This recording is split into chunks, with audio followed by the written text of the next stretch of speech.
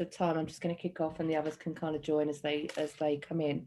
So first of all, it might be quite nice, there's only a few of you, just to do a bit of a round table actually, before we launch into the meeting. So if that's okay, I'm going to go via the order that I can see you in my screen. So you don't have to put your cameras on, it's up to you. So I'm going to start off with Bridie. Bridie, do you want to tell us who you are? Yeah, sure. Hi, everyone. My name's Bridie Arumagam. I work at Hitachi Vantara, who are a data technology company. And on the side of my role, I'm in sales as an account director. But on the side of my role, I'm chairperson for Women of Hitachi, which is the UK&I ERG for promoting diversity, gender diversity at Hitachi. So that's me. Thank you. Thank you. Laura, do you want to introduce yourself? Hi there. So I'm Laura. I'm from Mazar, professional services firm, and I work in the technology consulting division. And I'm relatively new to the industry, but I'm really interested in gender diversity. And I've been working with my team members to promote this within our company. Fantastic. Thanks, Laura. Linda? Sorry, I forgot to unmute myself. Hi, everybody. Good morning. Good afternoon. So I am also at Hitachi Vantara. My role there is leading our talent acquisition function for Europe, Middle East and Africa. I partner up with Bridie on the committee for Women of Hitachi UK and Ireland sort of informal ERG group.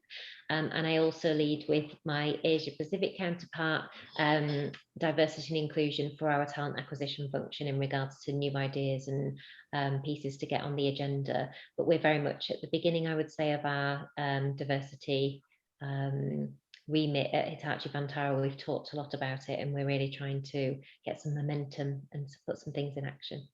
Good, thank you. Loretta. Hi everyone, I'm Loretta Eustace. I work for Northern Trust, and this is a financial services company, and I'm in the technology side of that, at the moment working on an organisational transformation project. Unlike everybody else so far, I'm not specifically on a diversity committee, but Northern Trust does have very strong committees that are set up globally, actually working on diversity and inclusion. And obviously being a woman in technology and financial services is like a double whammy. So I'm very interested in this topic. Fantastic. And from Loretta's perspective, Northern Trust are sponsors of our One Tech World conference, and I know Alison Payne that's come in and she's driving all sorts of things for their women in tech, and the thought of a network is kind of what's circling around. So great to have you with us, Loretta. So Erin. Hi, so I'm Erin and work at PwC, so another professional services firm.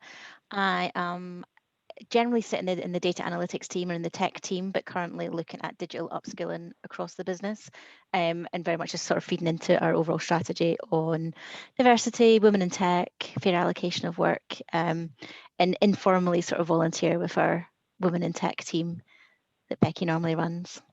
Fantastic, thank you. Donna?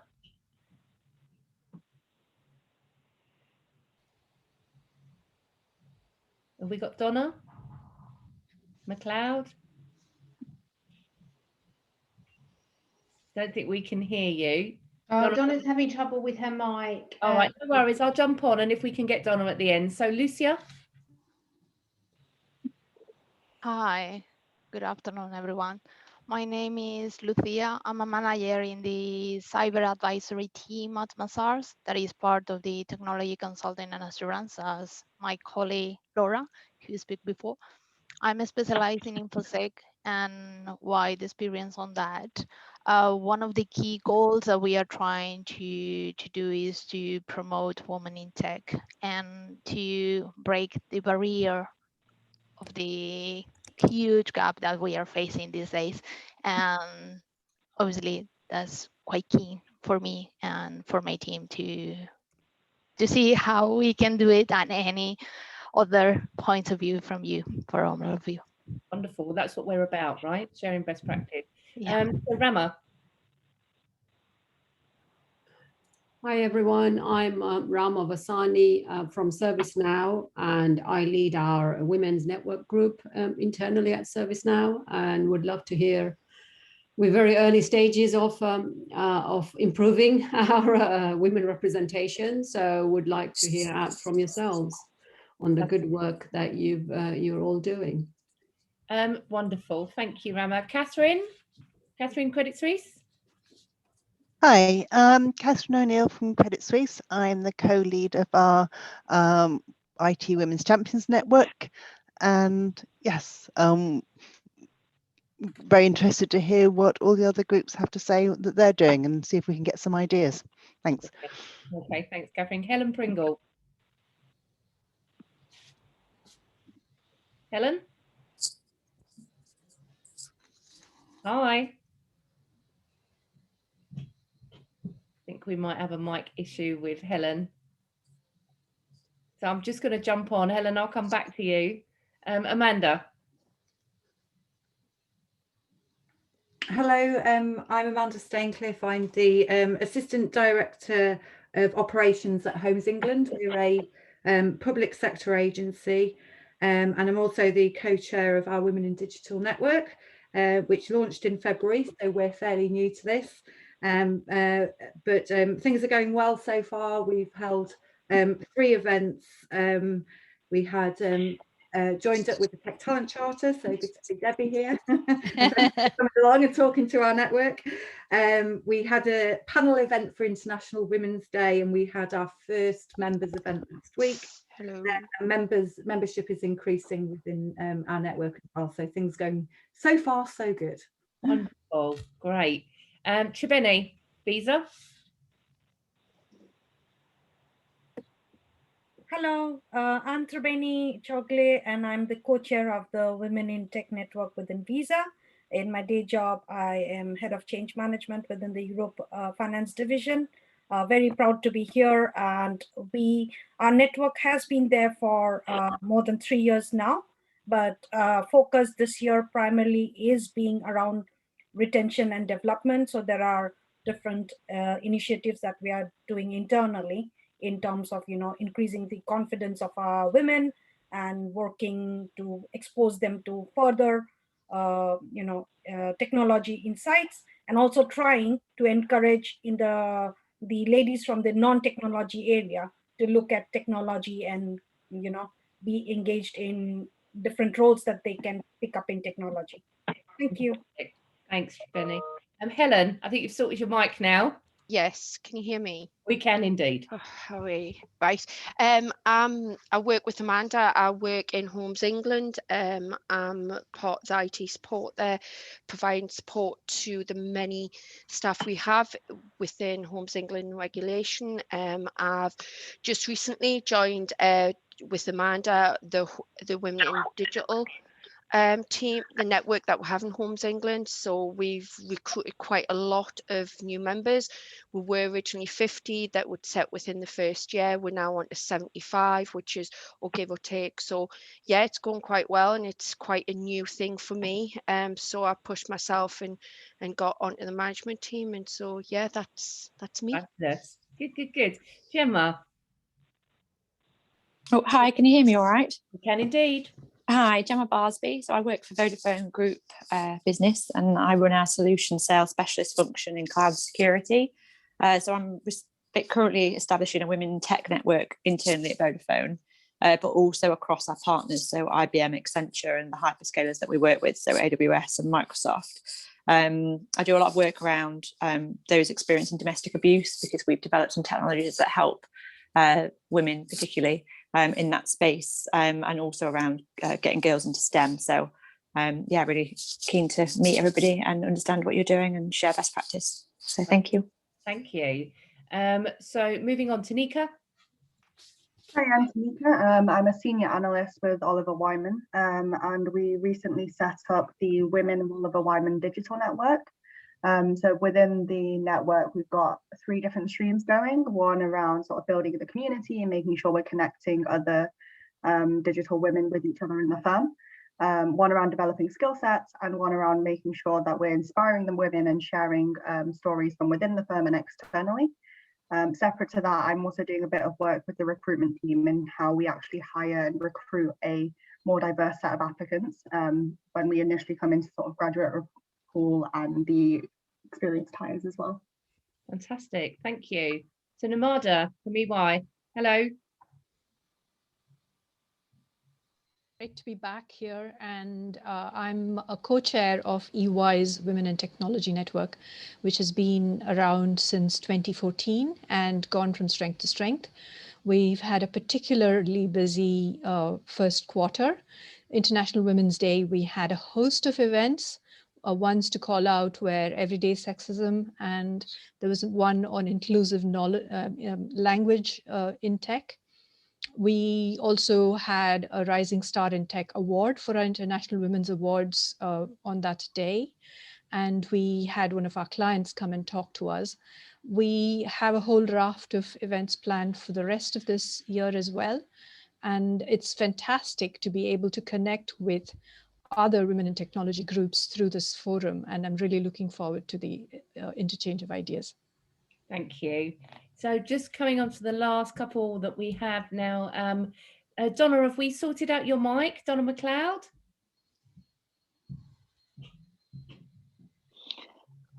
I don't think so yet. I've just been on IM with her here. She's still having trouble. Moving on, Tori Roberts. Hi, Tori. Hi, good afternoon, everyone. It's nice to see you all again. I'm also a co-chair of EY's Women in Tech community. So Namada's already spoken about what we're doing at EY, but it's great to see everyone. Lovely. And Karina? Hi there. Sorry I joined late, but picking up the vibe. I work with Tanika at Oliver Wyman Digital. So I've been working with her in the founding of that Oliver Wyman Women's Group. And I also do a bit more work around flexible working and the promotion of flexible working within Oliver Wyman, not just for women, but for other families and people doing it for other things as well. But I won't repeat what Tanika's already said, but it's great to be here. Thank you. Thanks, Karina. And finally, last but not least, Lauren. Hi, I don't know if you can hear me. I've had like internet problems and I keep cutting out. But hi, I'm Lauren. I work at PwC. I'm on one of their Flying Start tech programs, so I'm kind of still.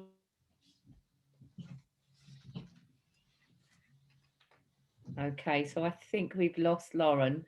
In the interest of time, I'm going to move on. Have I missed anyone? I think I've gone round everyone. Missed Alison. Oh, sorry, Alison. Hello. I was talking about you earlier on. No, I was on.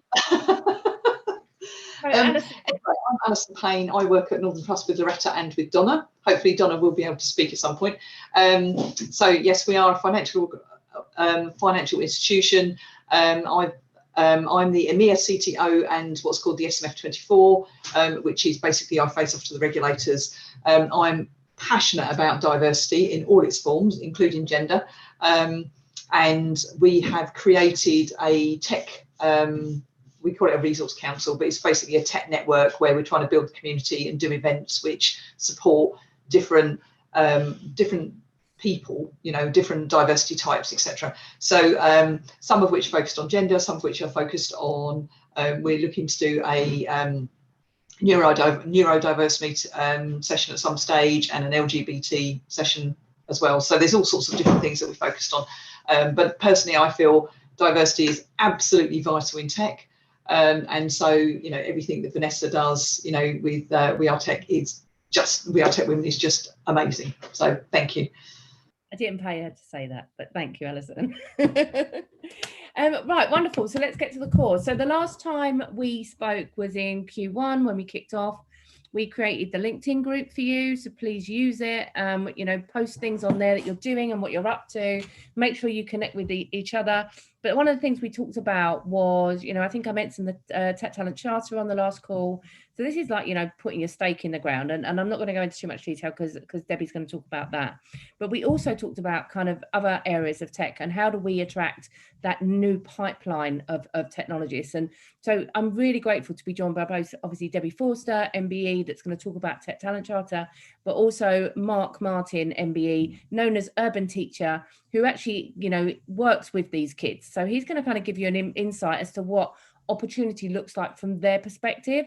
Mark's also heavily involved with UK Black Tech, so we're going to touch on a little bit of their activities. So my hope is kind of by the end of this call, you've seen two opportunities here. One, as I say, to put your stake in the ground and sign up to the fantastic stuff and the resources that Debbie's organisation can offer you, but also how you engage with Mark, you know, around any plans that you've got to engage with schools, but also, you know, people like UK Black Tech and other kind of diverse organisations as well.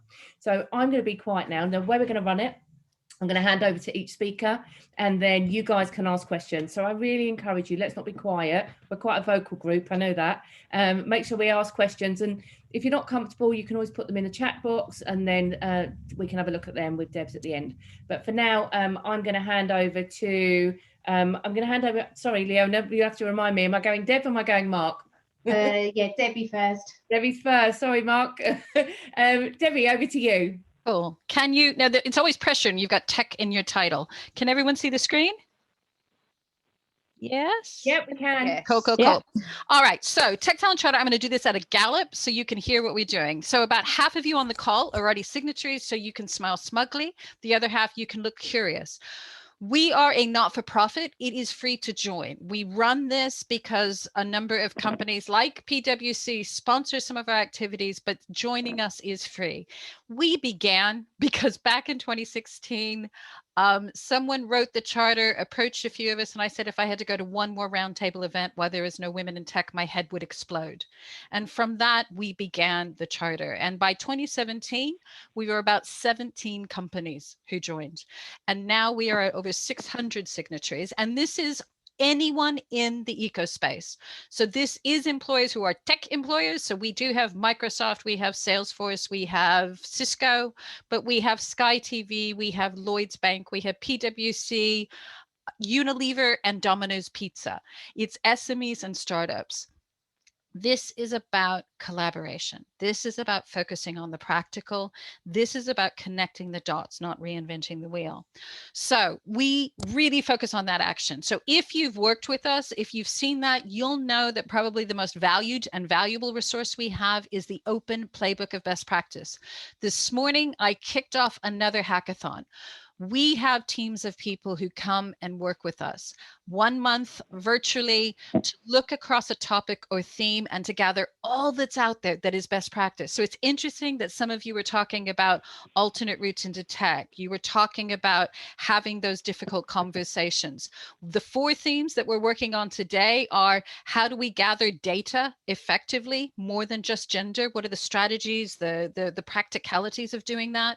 We have one that is looking at what we call inclusion and diversity diplomacy. How do we have those difficult conversations? We've done a lot of work on ethnicity, but we've now moved on to another thing that's often overlooked, which is social mobility. How are we making sure that everyone, whatever their background, can get into tech, can succeed, can promote to get up to those top levels? We also look at those alternate routes into tech. So we have another team that is looking at apprenticeships. How can you, post-COVID, in this brave, broken new world that we have, how can companies use apprenticeships to help do their diversity inclusion? So the Open Playbook is this free resource. It has the whole pipeline. So that is from culture, recruitment, retention, promotion, etc. We've also worked over the last 4 years to expand the horizontals. So we are looking at not just gender, we look at ethnicity, social inclusion, LGBTQ, neurodiversity, disability. And in that, you can find what companies are really doing. What is the government guidelines? Where are some case studies? What are some toolkits that companies have used? We know that not everyone, and no one including the government, knew who was doing what in the space, so we began mapping looking at from a B2B lens, who does what in the space. So yes, if you want to look at women's networks, we are the city. If you want to look for apprenticeships, if you want to think about companies or consultants to come in and help you work on culture, they're within our directory. Most importantly, the only price you must pay every year is you must share your data with us. And data is vital if we're going to move the dial. What we do is our members share data with us every September. We use that to publish our annual report about what's happening out there, but more valuable for you as a toolkit, it is benchmarking tools so that you can sit down internally. We don't do the big league tables and name and shame. We create the benchmark so you can sit down to understand how do you compare with companies in your sector, in your size, on areas around gender. We now include ethnicity to really think about how you to go to work at that. And that's what we do. Where I wanted to focus today is, so where are we? You know, we began this back in 2017. We're in 2021. The world, if no one has noticed, has been a bit broken. So where has that left us in terms of D&I? The good news, we've got the business case. You know, if you're still having to sell this internally, you don't have to just say, trust me, this is the right thing to do. There is the data, there is the research to show that this is not just a good thing to do. This is not just about social justice. This is smart, savvy business sense that affects the bottom line. I'll talk to you in a minute. What I'm also really pleased about is that we have the beginnings of moving the conversation forward. It's not just a few women in the room who are saying this. We're really getting the traction and people are starting to get it. And we know what works. You know, we don't no longer have to scratch our head and think about what we need to do next. The conversations move forward. I'm so pleased how many of you in the room are talking as we'd expect with our members.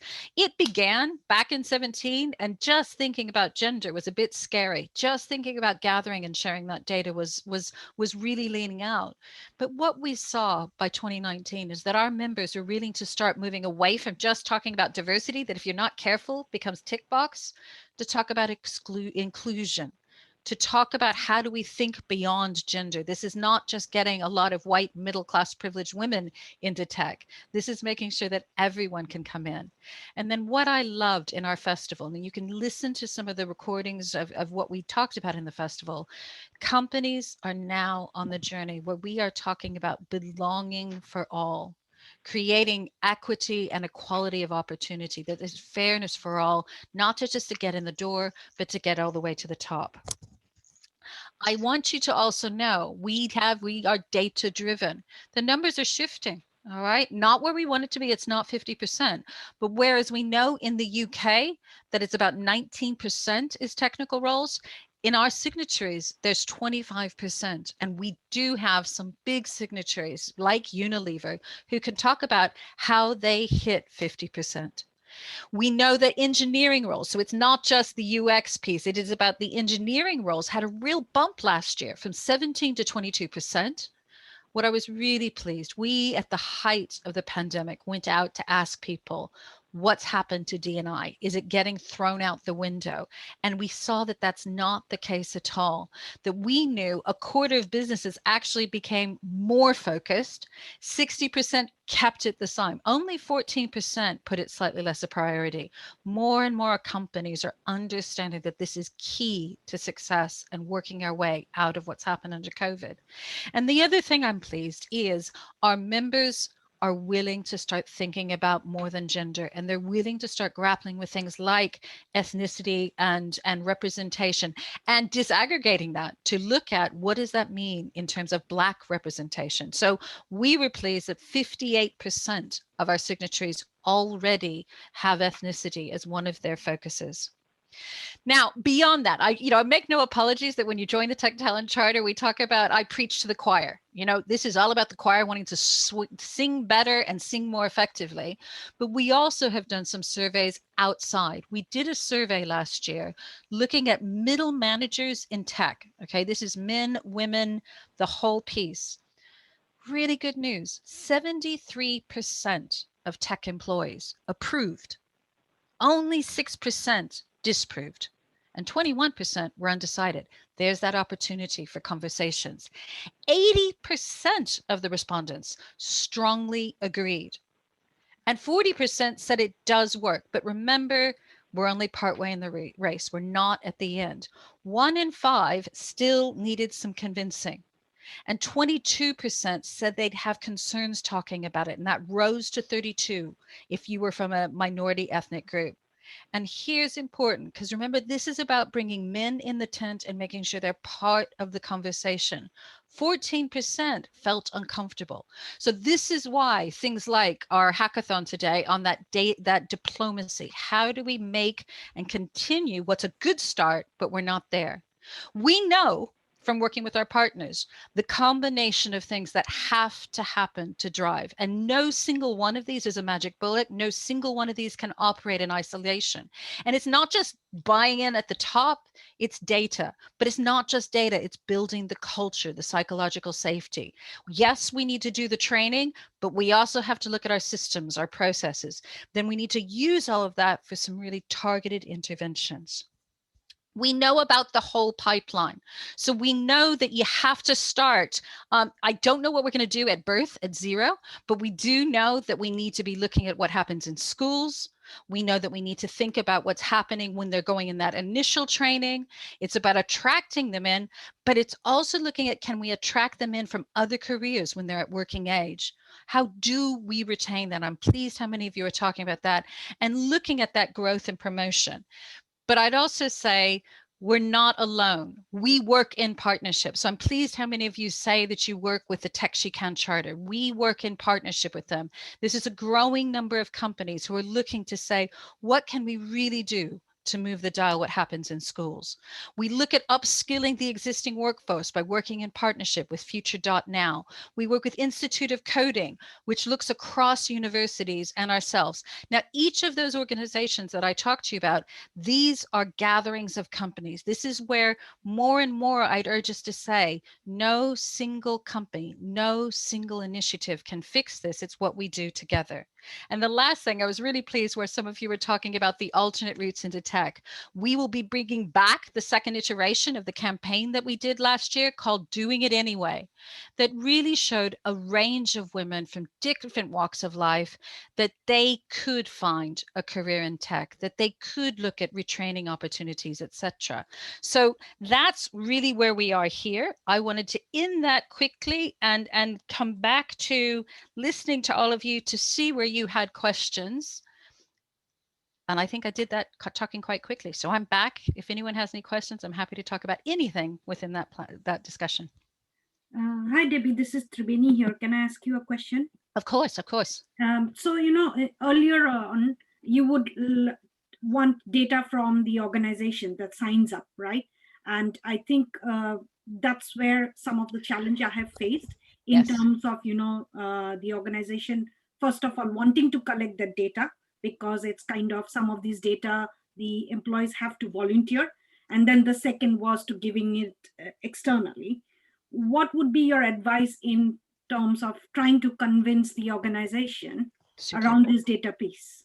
So this is what's coming out in the most recent hackathon will be really, really valuable for you because we bring together that case.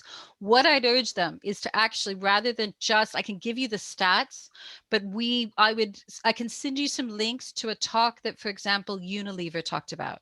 So Unilever just broke all the records on getting its gender diversity, and not just for the organization as a whole, within their tech sector. And what they showed is without the data, you cannot make the progress. Now, it is about, and we can share with you the strategies on how do you get people comfortable to share the data with you, and to be sure and transparent of what you're going to do with the data. So it is about that, getting the buy-in at the top to see the business advantage. It is then about looking at the systems to create the psychological safety. And then it is about being very transparent on how you're using the data. Now, in terms of joining us, the thing to remember about joining us, I don't ask for all your data. We actually keep the baseline ridiculously low. We're asking for a number of UK employees, male, female, non-binary. We're asking for tech employees, male, female, non-binary. And we're now asking for ethnicity. But we do know on the ethnicity, for some companies, they haven't managed to get it from all of their staff. Now, that data, the other thing that's important, we anonymize it, we aggregate it. So this is not a league table. I'd encourage companies, the companies that really make this success, get very transparent with their data. But I know that early days that feels terrifying. So when they join the Tech Talent Charter, you can show them the report so they can see the degree of anonymity. And you could also start showing them the value, because you could start gathering the data and showing where you're ahead or behind the game. So let's schedule another call. I can talk about companies the way I usually describe it. At the moment, it's covered by NDA that has had the legal teams of Microsoft, Salesforce, the BBC, and GCHQ. So even the spies are giving us the data to be shared. So we can work on that. But beyond sharing it with us, have a look at what happens in companies like Bank of England. Look at what we've said in Unilever, hear what they've said at HP. If we don't have the data, we don't know where we're starting. And there's nothing else we do in business that we wouldn't ask to be data driven. Thank you so much, Debbie. Thanks. Fabulous. Anyone else got any questions? Hi, it's Catherine. I was going to say one of the issues that was raised was the timing of giving the data, because apparently D&I are providing a number of other pieces of data around that same time. I don't know if there's any flexibility on. Well, it's the interesting thing will be to look at the window in which the data is gathered. Yeah. All right. So I can talk to you about that. So what we do, we're opening the data window earlier and earlier so that you can enter it from an earlier point. And then so we tell you we're coming in June. We remind you that it's open from July, and then we close that at the end of September. But for some of our members, they're gathering the data earlier in the year to put in for later. Okay, thank you. Okay, anybody else?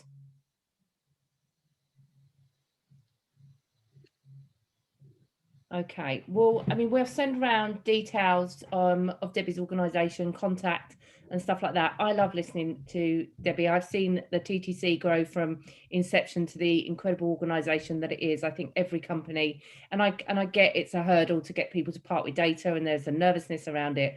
But to Debbie's point earlier on, we will never have the true transparency that we need to solve some of these problems unless we look at the data. So it's a journey that you probably need to take your companies on. But, you know, my suggestion would be, you know, put the idea in there, throw the seed in, and then just let Debbie at them.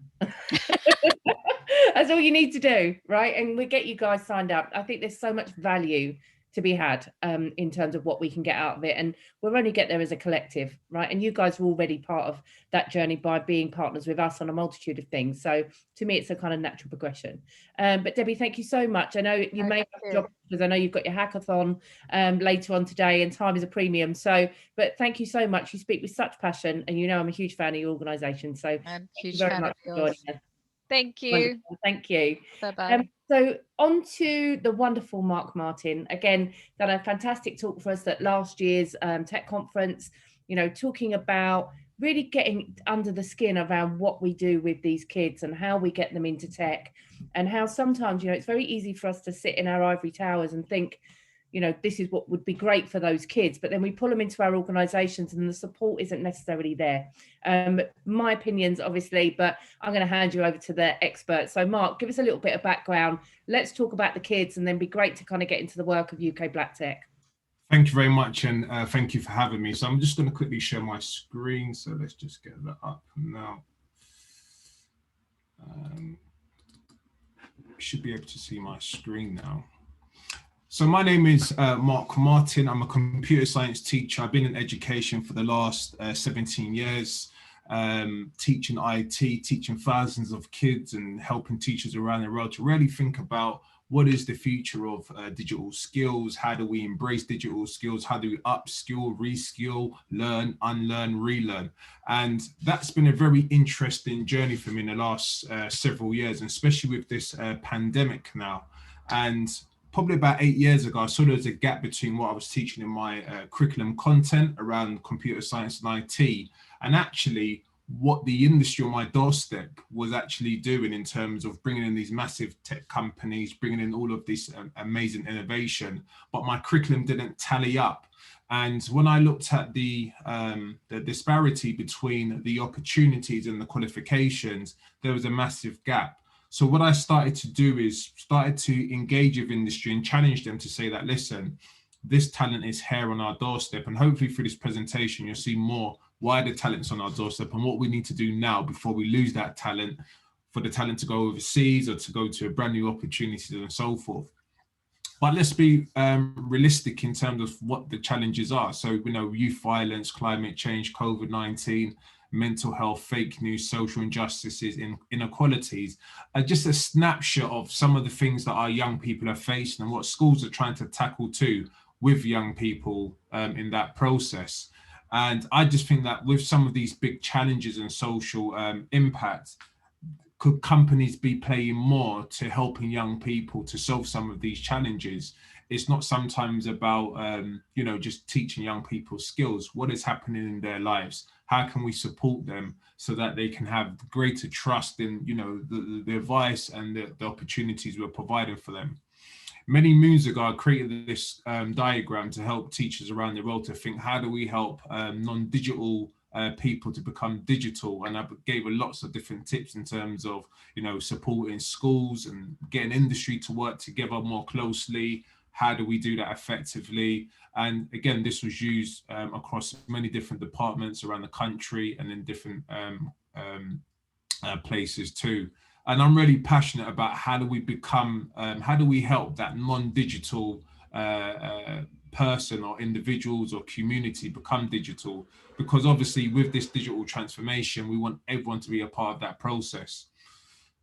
Now, when we look at our high street's changing at a rapid rate too, in terms of automation, in terms of when you go into, you know, a supermarket, self-service checkout is here. When you go into McDonald's, you can just touch, swipe and get your burger. And you've got zip cars that can, you know, entering you into a school and get you on transport. And some of our local benches now have Wi-Fi hotspot charging points too. And within this digital transformation, one of the things I've been thinking about is, probably 10 years ago, we'd tell a young person, go and get a part-time job in a supermarket. But if self-service checkout is there, what type of narrative and what type of communication should we be talking to our young people about, rather than just going and get a part-time job? What are the part-time jobs of the future going to look like? Or what are the skills that you need to get these types of opportunities? And then when we look at our local spaces, again, I work in South London in Brixton, and when I walk past a lot of these traditional buildings, they're becoming tech spaces. So a lot of our young people are walking past these traditional buildings, not knowing that probably one day I can actually build a tech company in these local areas, or, you know, be a part of the tech community in these local spaces. And I feel that there's a great responsibility in terms of how we kind of make more people aware of these local opportunities in their doorstep. And the challenge for all of us on the call now, in terms of in Brixton where I work, we're 15 minutes away from IBM, one of the biggest tech companies in the world. In your proximity, how many schools are positioned? Do schools know that you exist? Do schools know that the innovation and the exciting stuff that you're working on, or the things that you're working on in your industry? And I think that it's all of our responsibility in terms of how do we become, how do we help our communities and school become more aware of us as organizations or people doing amazing stuff within tech, and giving young people, raising their aspirations to think that actually I can, you know, I don't need to go anywhere. I can actually do this here in my local area too. So a lot of our young people want to feel that they have a sense of belonging. And, you know, as a teacher and an educator, you know, young people want to feel that they belong somewhere. They want their identity to be seen. They want to be acknowledged for their efforts. They want to have a voice, perspective. They want to be part of innovative stuff. They want to be part of creative stuff too. within within companies and organizations, and how much do we allow that to happen? How much do we allow and give room for the younger generation to have these bullet points within organizations, or do we drown them out with our kind of agenda or our ambitions or our kind of way forward? And this is the thing that I've always grappled with, in the sense that, yes, I want most of my young people to become digital. I want them to become connected to the tech sector, but I'll be giving them a sense of belonging. I'll be identifying what they're interested in. And, you know, during lockdown, you know, we had young people building COVID-19 apps. We had young people printing out PPE equipment. We had young people, you know, getting involved in standing up for particular matters and issues and so forth. And how much have we been able to support those young people? And as a teacher, one of the biggest things that I've always done in my career is that when a young person does come to school with some of the innovation that they've been doing at home, I try and find someone in the industry that I can connect them with, or someone in the industry that I can get them to talk to, and not just shut them down, because, you know, there's a natural trend to shut down young people's innovation. But as we've seen now in society, a lot of their kind of creativity and innovation is driving a lot of the technology as we see it. And one thing with the apprenticeships and brand new T levels, now we've got T levels, now we had A levels, now we've got T levels. And T levels is great because now industry can be a part of that curriculum drive and push. And one of the things that I would encourage you, if you're doing apprenticeships, T levels, or, you know, you're doing work experience with younger people and wanting to get them involved in your organization, is what is the purpose? What's the passion? Because once you're able to understand the purpose and passion, it's going to increase the productivity of young people. It's going to increase the productivity of your younger people within the organization. So one of the things that I've started to do in my world is, how do I get the industry to work alongside schools to solve a societal problem within the local community? And we've been looking at stuff around, you know, carbon footprint. Can we, you know, design a billboard in a local area to put a positive message up around, you know, I love Brixton, or whatever that may look like? Or can we, you know, take pictures of our local space and plant more trees and so forth? So is there skills that the industry has that can come and work alongside young people? And the reason why I say this is powerful is because it helps young people then to create professional portfolios that they can then, you know, advertise to their next opportunity, or young people get to understand the career pathways when they're working with professionals and so forth. And one of my goals is that, how do we bridge the gap between the industry and young people, and to solve that kind of local based problem? And, you know, these are some of the tools that we've been using to skill our young people up. And how can we then use that for them to put into their portfolios and so forth? We've had headlines around concerns for the young people, dubbed the coronavirus generation. Last week, we heard another report around, you know, how the pandemic has affected a lot of the young Black people in colleges and universities and looking for opportunities. What can we be doing now to support those types of issues in our community? Because ultimately, one of the things, as I said before, is that we don't want to lose a generation of talent going to other countries or going to other places because they don't feel that London or the UK is the place for them.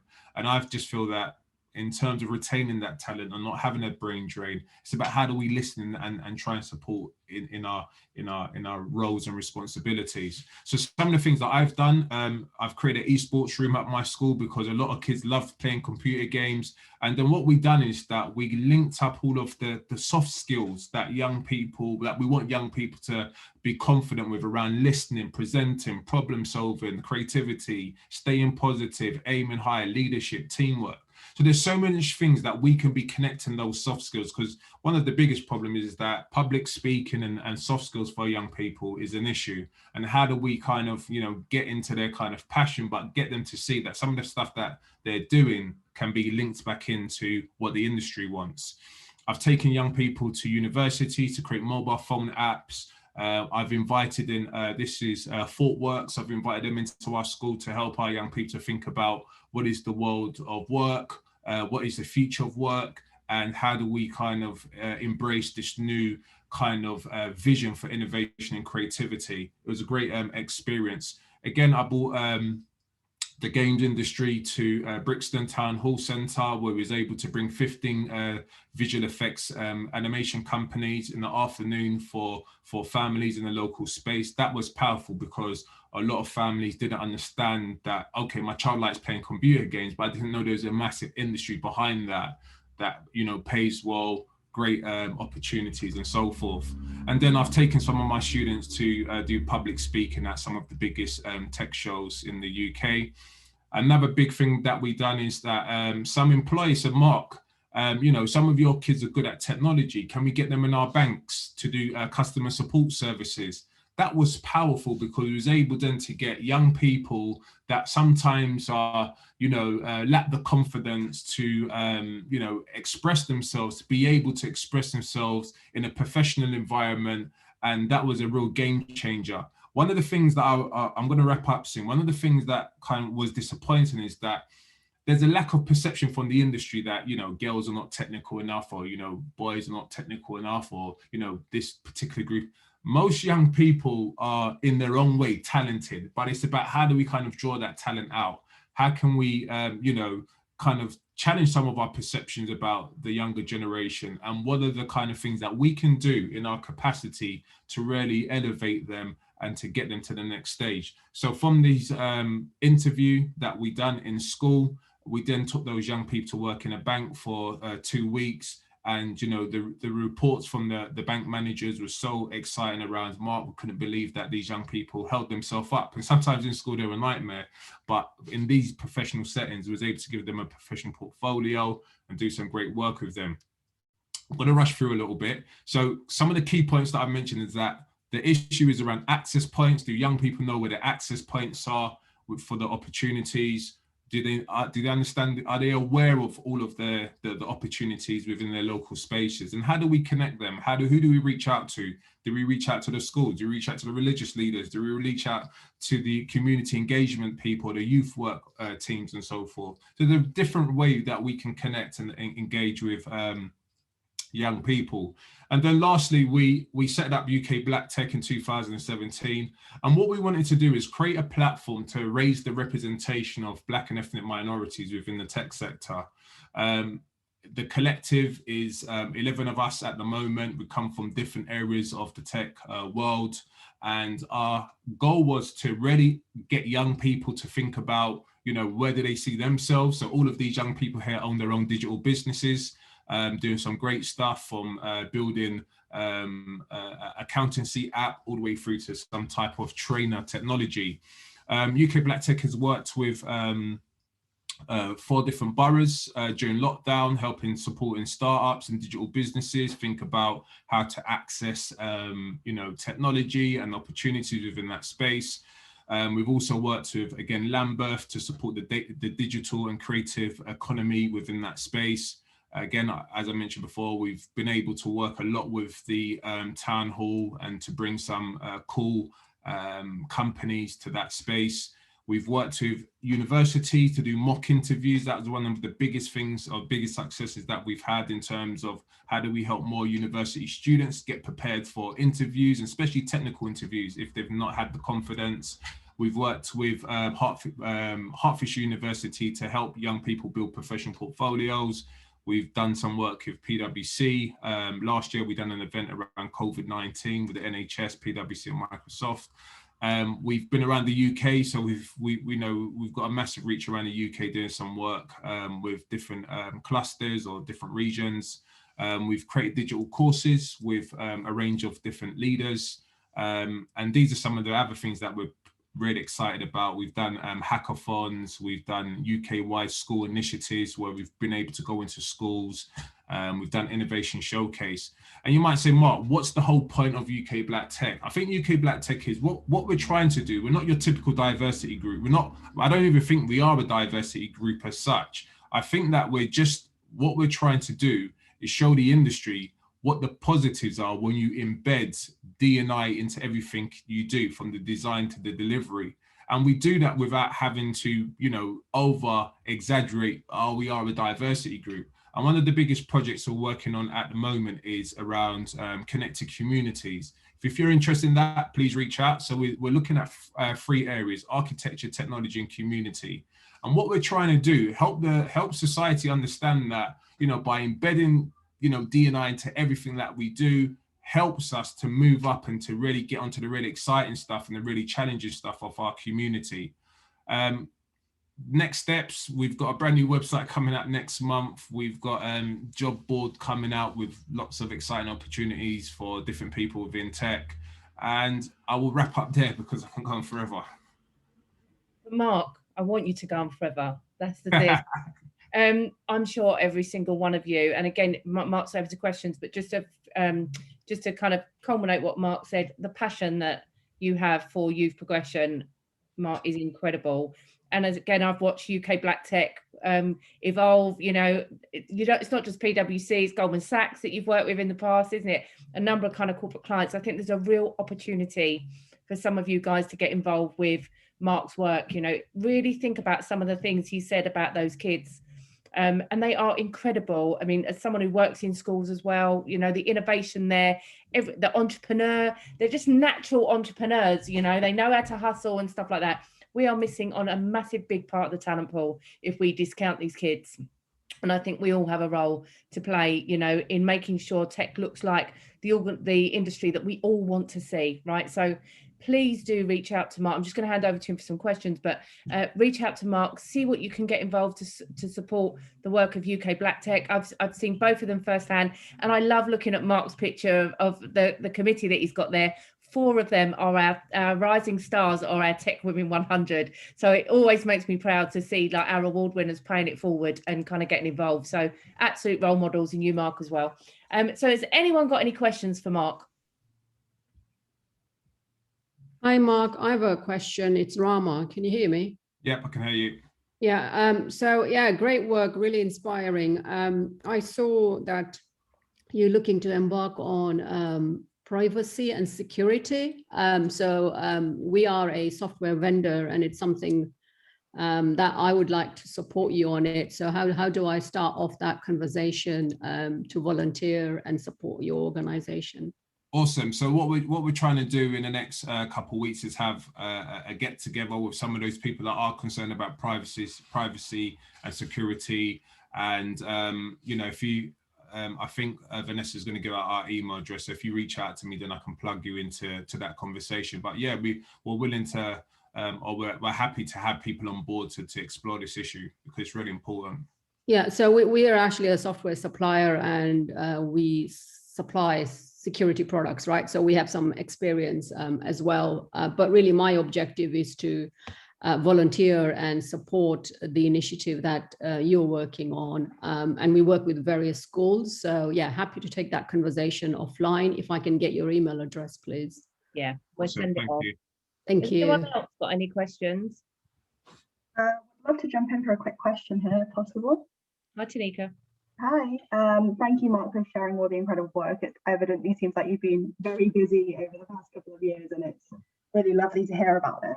I wanted to quickly pick up on the point that you made around apprenticeships and training. It's one of the things that we're looking to implement in Oliver Wyman, specifically in our sort of data and analytics practice. And we're sort of at the beginning stages of it, trying to assess what's going to be possible and how we should be looking at building that business case and going back to sort of the wider firm. Do you have any advice or resources that you would want to share on that? Yeah, so we've created a few apprenticeships with organizations. And one of the things that I would always say is that, you know, I'm happy to connect you to a few schools to listen to the young people, what they actually want from this apprenticeship. Because I think that we can make this really technical and bespoke apprenticeship. And then when it hits the market, it hits no one, or it hits a particular demographic of young people because, you know, they've probably gone through that channel to relate. So I think that one, in that design process, really great to be connecting with schools. I think there are lots of great examples of how to, you know, really think about really good apprenticeships, and pastoral care, as you've mentioned before, is going to be very heavy, because I think what companies tend to do is get young people in to fill a post, then leave them to their own devices. So it's about how can we support them, what other communities can we bring in to do that mentoring and kind of nurturing through the process. But again, I'm happy to give you some pointers, and I think there'll be other people on this call here who've done some pretty cool apprenticeships too. Fabulous. Thanks so much. Anybody else? Hi, Mark. Hello. Hi, Helen from Homes England up in the northeast. I'm just really feeling the passion that you've got from your talk, and I'm very much interested in possibly just touching base with you. I have sent you just a private message, but just initially to try and get your email address, because I'm trying to potentially start up or just find out if it's feasible in my organization to put together a sort of structured work experience for the schools around this area. It's still very, very, very much in its infancy. And because of your wealth of experience and obviously from your background, I would really like, if possible, just to touch base and tap into your experience really, and just see where I start, as it were, if that's possible. Yeah, I think that's going to be great, because I think at the moment there's what the pandemic has done is it's actually it's been detrimental to schools, because by now I would have invited at least 10 people from the industry to come to school, but with COVID restrictions we can't have any guests in the school. So what I'm trying to do is set up some Zoom meetings with industry to, you know, have assemblies with young people, trying to really kind of keep the career focus at the forefront, because I was petrified last year when I done a career workshop with my young people and they didn't even know anything about careers or their next step or career pathway. So these types of conversations is always going to be welcomed, and, you know, happy to connect you into some of the stuff that I'm doing. Yeah, that would be great, Mark. I'll drop you an email, but thank you very much. You can just feel your vibe coming this way, but thank you very much. Thank you, Helen. So obviously, I mean, I'd like all of you to take something away. How could you work with Mark and his organisation? You know, some of the work he does, you know, it requires funding, right? These things don't happen overnight. And I think, you know, you could definitely tap up some of your budget holders to get some funding to support this work, and we can get more kids kind of into tech. And again, back to Mark's point about, you know, when you're creating your apprenticeships and things, it's very easy as a technologist to sit and map that out and think what that looks like. And then you get the kids in and it's just, you know, it doesn't interest them. It's not sexy at all. I'm making tech sexy, but you know what I'm saying, you know, it doesn't entice them to want to follow it as a career. So we need to get down at that grassroots level and start to talk to some of the kids so that we deliver the right programs and we retain them once they join the organisation. So we will send around this presentation for those that missed it, and for you guys, for any bits that you did miss, we'll send around Mark's details. You've got the slides on this deck. Again, any of you, please connect with Mark, connect with Debbie. I think it's been awesome to have you, Mark. And again, as everyone said, you know, your passion just shoots through the screen at you. We will change the world one step at a time, I'm sure. So thank you to everyone for joining us. You know, I would be wrong to let you all go without just doing a quick plug and a thank you. Our Women in Tech conference, One Tech World, is running in 3 weeks' time. Thank you to all of you on the call that have bought tickets for your ladies to attend. Remember, you get discounts. It's like £50 a ticket for a 3-day awesome conference. They don't have to attend for the whole 3 days. You can go in the day before, map out the sessions, and then that you want to attend, and then you get 30 days afterwards. So you guys get discounts on those tickets because you're part of the family. So please reach out to the owner if you want to come along to that. It's going to be an amazing kind of 3 days. Just another thing, just quickly, what's coming down the track from us that I want your help with, if you wouldn't mind. We will be doing one of the largest kind of women in tech surveys that's looking at everything from career journeys to male allyship to diversity and inclusion with Ipsos Mori, and we're probably going to be kicking that off at the end of the month. So I need as many global women to complete that survey so that we can really get under the skin of what's going on for women in tech and why that number is still 17%. So more details coming around that one and the conference, but just leaves me to say a huge thank you, Mark. I think your work is incredible. Huge thank you to Debbie for joining us. Have a look at that Tech Talent Charter. Anything more you need as a business case from us, we're happy to support. But thank you and have a wonderful Tuesday. Take care. Thank you. Thank you.